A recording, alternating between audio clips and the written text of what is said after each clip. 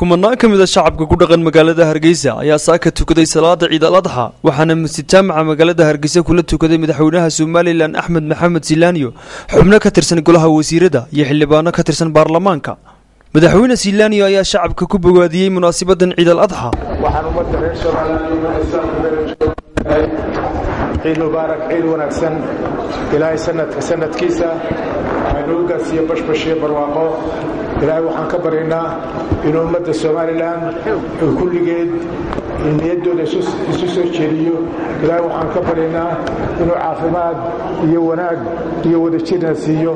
waxaan ilaahay ka baryaynaa inuu dadkeena iyo ummadeena iyo dadkeena oo dhan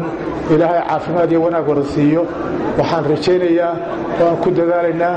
oo aynu ku ballamaynaa inaynu wada shaqayno meel uga soo wareejeysanno dadkeena iyo ummadeena nabadgelyadiisa wadajirkiisa iyo midnimadiisa ilaahay naga aqbalo qaar ka mid ah hogaamiyayaasha xisbiyada siyaasadda iyo wasiiro ka tirsan xukuumadda ayaa hambalyo u diray shacabka Soomaaliland iyo guud ahaan ummadda Islaamka maalin aad iyo aad u qiimo badan Ciid al-Adha dhammaan ummadda Islaamka meel waliba joogaan ciid wanaagsan baynu leenahay ummadda reer Soomaaliland meel waliba joogaan ciid wanaagsan shaqaalaha wasaaradda maaliyadda iyo mas'uuliyiinta kala sarreeya wasaaradda maaliyadda dhammaantood waan salaamayaa shaqaalaha ummadda reer Soomaaliland oo dhan ciidanka qaranka ciidanka booliiska dhammaan ummadda reer Soomaaliland waxa la ciid wanaagsan dhammaan shucuubta Islaamka ee caalamka ku nool waxaan la ciid mubaarak gaar ahaan shacabka reer Soomaaliland meel kasta oo joogo gudaha iyo dibadda waxaan la ciid mubaarak gaar ahaan baliyo